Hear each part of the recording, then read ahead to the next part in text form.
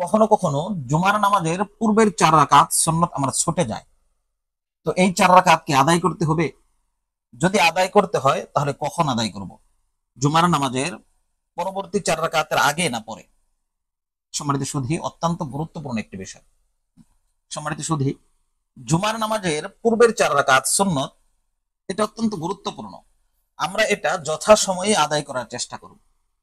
তবে একান্ত যদি কারো ছুটে যায়, তাহলে এটা জুমার নামাজের পরবর্তী 6 রাকাত সুন্নতের পর এই 4 রাকাত আদায় করবে। হ্যাঁ, কোনো ব্যক্তি যদি জুমার নামাজের পরবর্তী 6 রাকাত সুন্নতের আগেই এই 4 রাকাত আদায় করে নেয়, তাহলে তার জন্য যথেষ্ট হবে। তবে উত্তম হলো জুমার নামাজের পরবর্তী 6 রাকাত সুন্নত আদায় করার পর এই 4 রাকাত আদায় করা।